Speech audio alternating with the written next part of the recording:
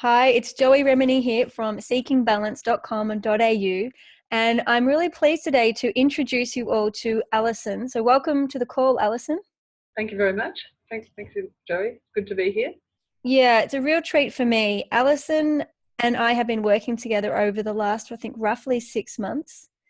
Yes, that's And yeah, Alison came with a diagnosis of Meniere's, and I really wanted Alison to share through some of her healing and recovery journey, because I feel like there'll be a lot of people out there listening to all of the Seeking Balance podcast or YouTube interviews who have experience with potentially a diagnosis of Meniere's, certainly vertigo and tinnitus, but also this idea of exploring rigid diets and, trying everything possible to heal. And even I think the conversation of trying to hide symptoms so that people don't really know what you're going through, and you kind of, to a certain extent, toughen up to get on with life. And I felt like, Alison, you've had a really beautiful healing and recovery journey.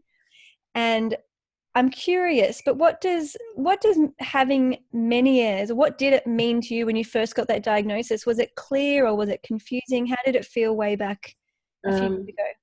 Yeah. It wasn't. You're right. It wasn't clear to me what it was, and in fact, I always kept forgetting the name of it Oh, because it didn't touch on me at all. I didn't know quite what it was, but the most obvious thing was that I was getting vertigo attacks, which were really, I mean, they went for 24 hours at a go. They were very scary. They mimicked the original attack that I had beforehand, which was up in Kakadu. So having spent like a week trying to get free of it up in Darwin, we got back to Melbourne, and that's when I started looking for people to tell me what's going on, because I just kept having this. The symptoms were scary. I can't think of any other particular words, because then they would happen just out of the blue, yeah. and then the vertigo would go on for hours and hours and hours and hours, and so eventually about a 24-hour total And can I ask, experience. yeah, it's an awful experience. And can Yeah, I ask, because everybody is so different, honestly, you could have 1,000 people in the room with the same diagnosis and they would all describe it differently. yeah. For you, was it a spinning vertigo or a rocking or like being on a boat, or No, how would spinning, it was a spinning. spinning? And Yeah, if you opened your eyes, could you see the world spinning yes. So I then just visually? shut them again very quickly, so I didn't have Yeah. to look and So repeat. that is very characteristic of Meniere's disease. And so those of you listening, you're probably experiencing intermittent spinning vertigo attacks on and off. Yeah. And often they last for a minimum of 20 minutes, if not up to hours. And as Alison said, you can have a bit of a hangover effect where it's like you feel like you've had a big night or something and you've got to really sleep it off. And it's quite exhausting. Mm. And I think that's because the fluids in the ears are changing and having to repair themselves, and your eyes are going crazy all over the place. It's very mechanical. And so there is a bit of a hangover effect, which unfortunately we have to be patient with, don't we, Alison, Yes. to let the body resolve. Yeah. So you were on a holiday, was it, in the Northern Territory when it just Yeah. suddenly came on? And so Yeah. that would have been pretty traumatic, having to get to a country hospital. Oh, it was. It was terrible. Yeah. So, sorry, go on. And then you eventually came back to Melbourne, and then did you see an ear, nose and throat specialist, or what Yeah. was So, your... so for the second half of the year, what I was going to different people to see, what they could do for me, if you like. And Mhm. so, you get different. I had about 3 or 4 different doctors and so on, just to have a look at what was happening to me. And Mhm. really, I mean, they didn't know, or they had their favourite suggestion about, don't drink coffee, or something pretty Mhm. banal. And so you just felt there was nowhere to go. You didn't know how to, you know, Mm. what to do next. How do you make it stop? Yeah. Um, and um, and I suppose, well, basically the first thing that I was able to stop from was a dietitian who came in to see me about 2 days before Christmas, Mhm. and so she came to my house, and she said, "Oh, what you need is now I forget." Low sodium, low Yes, salt. that's right. The low sodium diet thing. And she was going through explaining what was low sodium and how they worked it all out, what the right amount to have and so on is. And so that was, so I took on her advice. And that made just such a change. I can't tell you. It was like within the first month, I basically had got onto this quite strict diet, but basically the vertigo stopped happening. So I thought, well, this is obviously the cure, you know, that by not. How long did you get relief for? Do you remember? Well, what do you mean, like how? Well, I know because the diet worked temporarily, or you felt like it gave you a new on life. But how long did it last until it? Quite a few months without any vertigo attack at all. But in the interim, my daughter got married and so on, and so I was worrying that there were going to be attacks, but there were none for about 3 or 4 months at all. But then they started back again, and they had no obvious connection with, oh, of course, that's because I ate that yesterday that they've happened today. So I knew they'd started for some other reason, because there was just no connection between the diet and when the attacks happened or how they happened. And for people listening, these conditions, pretty much all vestibular conditions, but in particular vestibular migraine and Meniere's, they are random and they can come and go. So you can have a great 6 months or a great 2 months or a great 3 months, and then it will kick up again. Yeah. And it's very unlikely it is one major trigger. Often it's a plethora of things going on. Yeah. And so looking at the physical, mental, emotional, spiritual aspects means looking a bit beyond salt in the diet and going, well, what else is going on? And so when you first spoke with me, Alison, and we spoke about what are your goals, what do you desire, how do you want to feel? And you said, I'm worried I'm losing weight because I'm afraid to eat so many normal foods.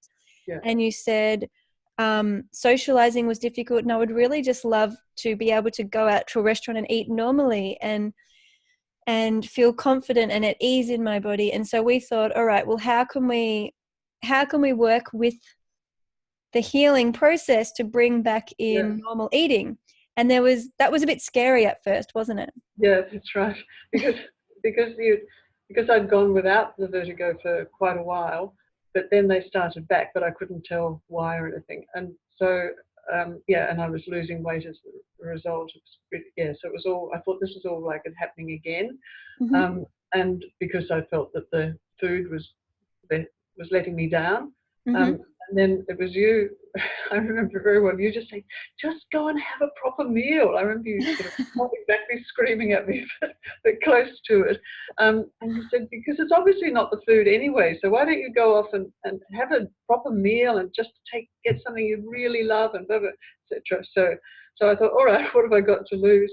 So I started eating normally again. And I can't tell you, it was so exciting because I didn't get any attacks from it. I started eating just normal food, and that's still the case now. That's sort of 6 months further on. And that's just normal food. And the minute you start eating normal food again and stop losing weight, then the world seems a lot different. Happier. Before I was just like I felt and feel like a normal person. And I think a lot of people listening could relate to this, because sometimes we're searching for hope and we're searching for that miracle cure or that miracle answer. And if we latch onto diet as being like, this diet will cure me, this diet will save me, it's actually starting to begin rigid thinking, and we're starting to get very judgmental about what's good for us and what's bad for us, and it can get us into a bit of a pickle, because the headspace then can lead to anxiety and depression and isolation and loneliness, because we're becoming quite fastidious about what we're putting into our bodies, and it's not always nourishing us. So it can be a little bit of an illusion or just a general misunderstanding. And my personal perspective is it's absolutely healthy to try things, but have an open mind and try not to be rigid about it.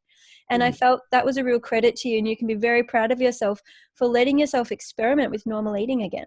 Yeah, that's right. And because of that, it came back on the vertigo events sort of just didn't happen as much. But when they did, I just felt that I now was in charge of this. Like I knew what was going to happen. Okay, it's going to go for 24 hours and it's going to look like this. And I'd sit on the bed or lie on the bed with my phone and call Jeremy out from from whatever room he was in to come, or phone to him to come and see me when I needed something or whatever. But it was just, I just knew that I was okay, and the vertigo would stop and it wasn't the end of the world anyway, sort of thing. So I just became accustomed to it, I think. And by becoming accustomed, it meant I got less tension, I suppose, and less pressure. And it started, I haven't had now an attack for, I think, once in 3 months, sort of thing. That's I mean, I was doing 2 a week. Yeah, they were very frequent. Yeah, so there's a big difference between, I can manage once every 3 months or, a couple of times a year. That's fine, So I think that just strengthened me generally. And then with all Joey's sort of support about the food, that that I actually managed to let the food go and just start eating normally, and that's made a huge difference. Did you notice that impacted on your ability to enjoy playing tennis and socialise with people and gets part of your normal life back? Yeah, because you can't go and have dinner with somebody who hasn't, then I start to say, oh, I can't eat that. Oh, could you cut this bit off? Or, it's just ridiculous. So I just feel normal again. That's what I'm looking for. Yeah, that's amazing. And so if you go back, so when you went through your initial hospital stay and then you came back home to Melbourne and you would have seen GPs, ear, nose and throat surgeon, you had MRI scans. I think you even saw specialist physiotherapists, which is always a good idea. And then after all of that, what made you think like, I need more? Like what was the feeling? Was it the fear of dizziness or the lack of control? What made you think, I want to invest in my health? I want to learn more about neuroplasticity. You're right. I think it was, look, I've tried, it's that classic, I've tried everything bit and I was very unhappy and I was getting very thin. So both things, I thought I have to do something. I can't just let my life go past me like that. So it was just, I need something else. And that was when I looked more into what you were offering, and I thought this might be worth a go. That's about it. It was still not, I wasn't confident. I was still in a bad way, I guess, at the time that I, saw your flag, Joey. So, so it was just that to just think, how can I not give it a go? Yeah. And you've got some notes down here you said, over the last 6 months, the difference for me has been enormous. I'm no longer scared of the dizziness, and I accept that if and when the vertigo episodes happen, they are just due to the neuroplastics trying to improve my condition. And I thought that was a really beautiful statement, because my interpretation of what you're meaning by saying that is that when symptoms do come and go, it's not like my ears are attacking me, or it's not like I've done something wrong, or there's shame or guilt around it. It's just, oh, my body's making a mistake and now I need to stay in bed and let the neuroplasticity heal it, and then I'll be normal again. Yeah. And I think that's a really nice attitude to have, because it may not ever come back. Let's face it, we can't predict the future. And if it does, you've now got all of your rock steady tools and exercises to help your balance system refine itself and recover. Yeah, that's right. That was actually one of my questions for you. How did you find using the videos, the audios, the computer aspect? That was good. I liked that a lot. I've got some sort of favourite, what do you call them? Audios or exercises, etc., which I liked anyway. That always sort of soothes you, sort of in a current position. But and I was amazed too. I might look back on, one of the modules and so on of what's there, of what's showing in the computer, and that was it immediately. It's hard to describe. I suppose might be a particular module that I really enjoyed and so on, and discovered that when you come back to it, all the thoughts about it would come back again. It was good, so even if I just felt a little bit sad, I could actually easily find some words, that sort of said, oh, that made me feel better. So I suppose it's comfort and it's reassuring, and it's also a memory jogger, because exactly, we can learn about neuroplasticity and then very easily forget it, and then you're back to where you started. So, that's right. Did you find that there were any times when you couldn't sleep or you're having a bad day and you could grab your iPad or your computer or something and tap into that support? Yes, very much so. So, I mean, I've got mainly just piles of paper here, and I'm not in a book, so that I've scribbled down, and so I'll just start reading the scribbles again, and it already like makes me feel better. So, and that surprised me. I must admit, I didn't think that just reading a few more words would make me feel as good as I did, and do. That's the power of mindset, and I think, to a certain extent, when we take responsibility personally for our mindset, that's scary, because it's like, oh my God, well, I've got to shift things in the way I view things. So it's actually stepping up and taking responsibility for, am I hopeless right now? Or am I hopeful? Yeah. Can I do this or can't I do this? Will I try this, or am I too stuck and rejecting it? Can I love myself, or am I rejecting myself? And those little shifts in perception are honestly gigantic. They are. And and I think the mindset element of neuroplasticity is incredibly undervalued and underestimated. And so I was just looking down towards the end of your notes here, and you said, I feel confident now that I can manage any episodes that may or may not occur. You say, I accept my new body weight and that I'm actually in better shape than I realized. Yeah, that's right. And you said, if I do feel miserable or unhappy, there are lots of support material provided that can help me get through that using the Rocksteady resources. Mm-hmm. And from the questionnaire, you started off with a perceived disability of 54%, which is significant. That means that 54% of the time in functional, emotional, or positional parts of life, you were feeling disabled or impacted because of your Meniere's and your vertigo or tinnitus. And that's now reduced to 0%. So your perceived disability has completely resolved, which is amazing. It is amazing, yes. So I feel proud of that. Well done. Yeah. No, it's really beautiful. And in some ways for me, I'm not surprised by people's recoveries, because I've seen it so much, and all I do is, I'm on the recovery side of the spectrum, that I fully expect people to recover. Yeah. Yes, that's a nice way for us to think about it, as well. Yeah, especially once we start to listen to our body. In fact, maybe that's how we could wrap up this call together, is some of the feeling work, which can be a little different, and going, okay, what's my body telling me? What's my body asking for? So that concept of learning to speak your own language and to support yourself and be kind and to explore this healing. Yeah. How did you find that piece, and what does it mean to you to like lean in and to be warm and loving towards yourself, and has that changed in the last 6 months? Yes, it has, and it's now I'm going to be caught how to describe it, but it feels, it's just because I've seen it. I guess, like to see the evidence, and I can see the evidence myself of how I feel now compared with 6 months ago and so on. And I can feel that things aren't hopeless and so on. So it's a very and I can feel proud, as I say, that, well, somehow or other, I don't quite know how, but I've managed to stop some of the vertigo attacks and all this sort of thing. And so, I can see that I've moved from a bad point to a good point, and that's fantastic.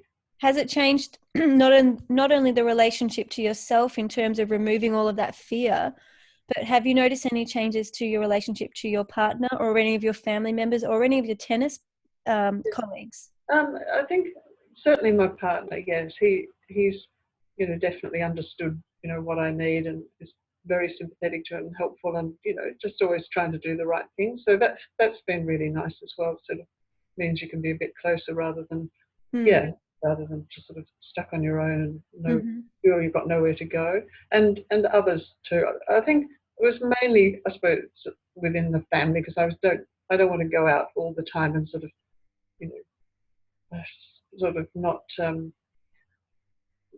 trying to explain how it works. Or I think actually when it came to speaking publicly to people in out and about in life, or even if it was, let's say, playing tennis, didn't you say, oh, I felt really comfortable just being able to say, oh, I've got a bit of a migraine. Oh, yes, I've that's got right. to take it easy. And then people could understand that. And it Yeah. felt really nice to have that So, clarity.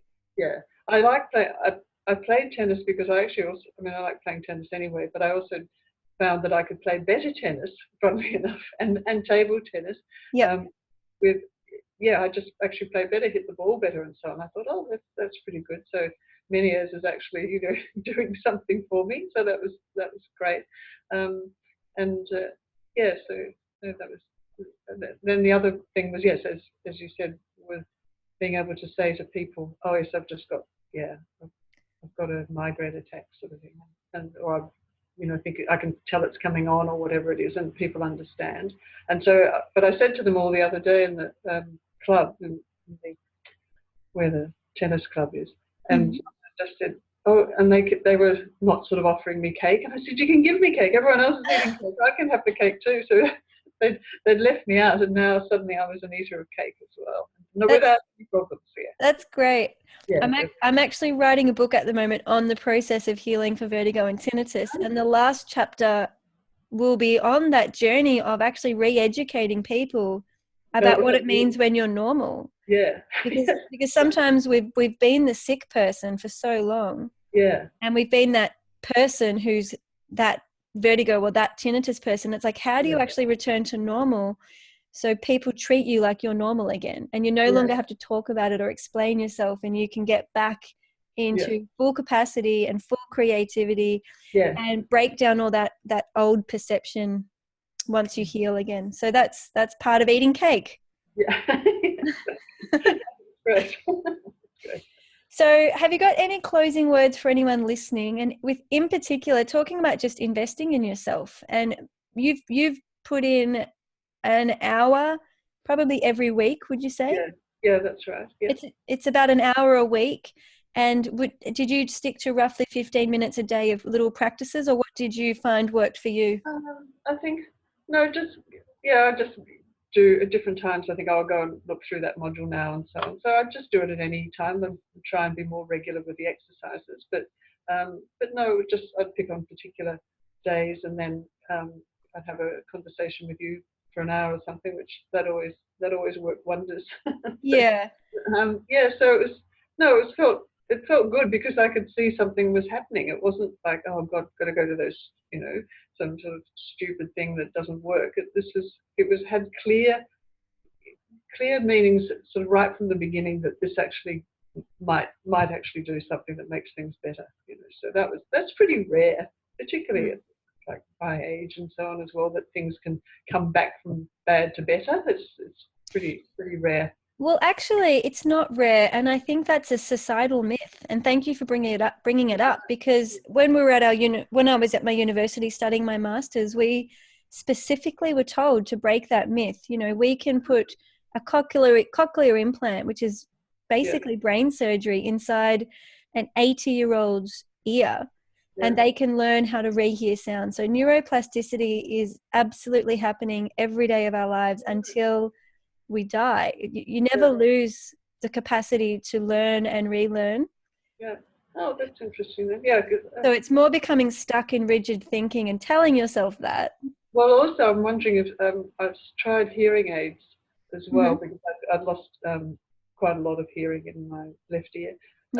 And yeah, but that one has been no good. Like I've just tried it as a trial, but it doesn't feel any different than the other ears and things. So but that's why I suppose you think, well, that's what you sort of can expect, or it's just going to be something like that doesn't quite work. But it's been quite different than perhaps my expectation as well. Yeah, no, you've made amazing, slow and steady improvements, and I think the full credit to you is you backed yourself, you trusted yourself, and you tried. You genuinely made changes. You didn't talk about it. You didn't kind of give me lip service. You went home and did it. Yeah. So unless you've got any passing words to all the listeners. Well, I just hope that if anyone else, you know, wants to give it a try or needs to give it a try, then I can thoroughly recommend it. I just, you know, I just got so much out of it. So I think it would be anyone in this position, you know, should give it a go. Beautiful. Well, it's been such a joy for me to get to know you and work with you personally. Thank you. It's a treat. And I want to encourage anyone who is listening to this, no matter where you are in the world, visit seekingbalance.com.au. There are plenty of free resources that you can use right away.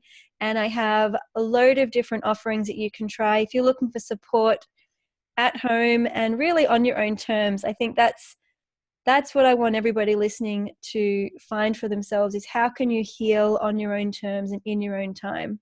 Because it really is possible, and making sure you're surrounded by the supports you need, I think, is so pivotal to your progress. So I want to say thank you so much to Alison. Yeah, thank you, Joey. All the best with your new lease on life. Thanks. And anytime at all that you want to shoot me an email or give me a little update, I would love to hear what you get up to and any travel plans that you have now that you can take on the world. Okay. And thanks again for your time. It's really brave to share your story, and I've really appreciated it. And I'm sure there are many people listening who have also got a lot out of this. So I want to say thank you. Thank you.